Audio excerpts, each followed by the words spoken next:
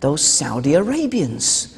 They've been sitting on their camels, going Allahu Akbar, and they've got all this money. That's the one.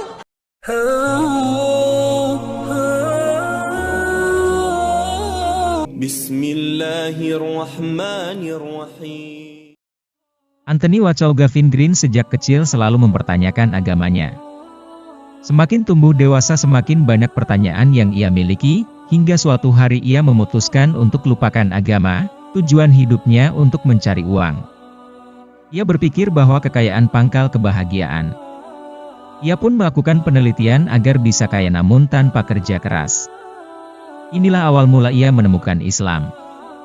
Seperti apa lika-liku perjalanannya menemukan Islam dalam pengalaman spiritualnya? Anthony lahir di Tanzania, Darussalam.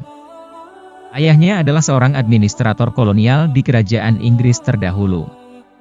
Ibunya adalah orang Polandia dan seorang Katolik Roma sehingga Anthony dibesarkan sebagai Katolik yang baik. Sejak kami lahir, kami terdaftar di sekolah asrama Katolik Roma yang sangat terkenal. Sebenarnya itu adalah sekolah asrama biara yang berarti itu juga sebuah biara tempat para biarawan tinggal dan mengajar.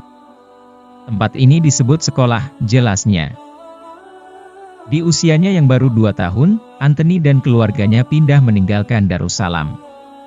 Ia dan saudara laki-lakinya pun masuk di sekolah agama Katolik. Anthony kecil kerap mendengar sebuah doa yang diucapkan di sekolah maupun oleh ibunya, di mana tersirat bahwa konsep Trinitas pada Tuhan. Aku berkata pada diriku sendiri, bagaimana Tuhan bisa memiliki ibu? Tuhan seharusnya tanpa awal dan tanpa akhir, bagaimana Tuhan bisa memiliki ibu?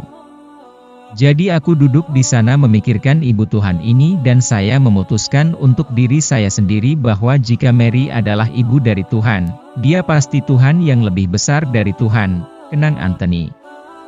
Anthony juga kerap mempertanyakan momen pengakuan dosa dalam agamanya yang menurutnya tak masuk akal. Beranjak remaja, Anthony mulai mengembangkan banyak pertanyaan dalam dirinya mengenai agamanya yang mulai diragukan.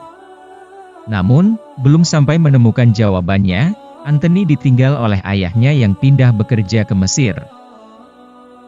Anthony yang sendiri di asrama Katolik, mulai merasakan hal yang tidak rasional dalam agamanya. Ia bahkan berpikir bagaimana asal mula manusia dan apa tujuan hidup yang tak ia temukan di agamanya.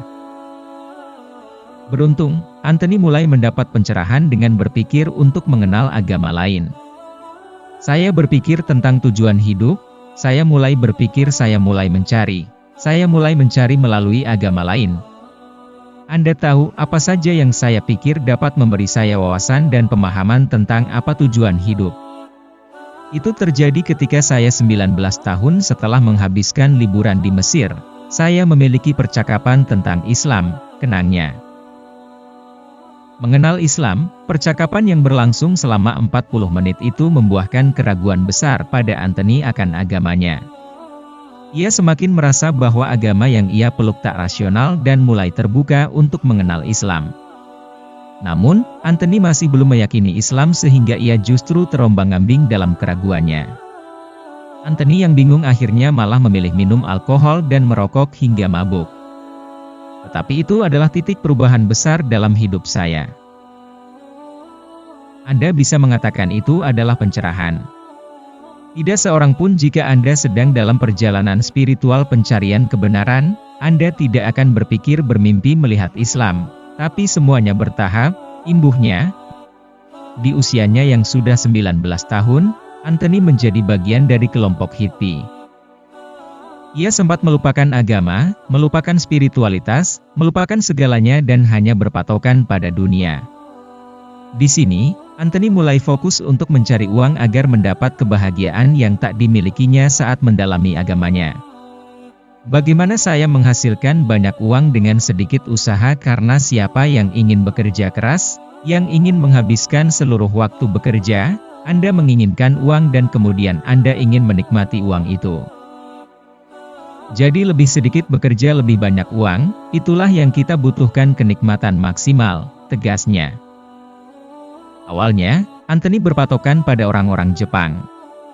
Namun, Anthony merasa tak sesuai dengan cara kerja yang begitu keras. Lalu, Anthony mulai melihat pada orang Arab Saudi yang bisa mendapat uang meski hanya bekerja santai. Di sini, Anthony juga melihat Al-Quran yang selalu dipegang oleh orang Arab Saudi. Itulah yang memotivasi saya untuk pergi ke toko buku dan saya mengambil terjemahan Quran. Dan Anda tahu apa yang saya yakini harus seperti itu karena saya benar-benar hanya mendekati Quran karena penasaran untuk melihat apa yang dikatakannya, imbuhnya. Usai membeli Al-Quran, Anthony langsung membacanya ketika berada di kereta. Anthony sendiri merupakan pembaca yang cukup baik dan cepat sehingga dengan mudah memahaminya. Dalam sekali membaca, Anthony segera meyakini bahwa Al-Quran memang berasal dari Allah Subhanahu wa Ta'ala. Saya berkata untuk saya sendiri jika saya pernah membaca buku yang dari Tuhan ini dia dan yang benar-benar bisa saya katakan adalah saat saya menyadari dan saya percaya bahwa Al-Quran itu dari Tuhan, jelasnya. Anthony lalu beranjak lagi ke toko buku dan menemukan dirinya berada di bagian mengenai masjid dan Nabi Muhammad serta tata cara sholat.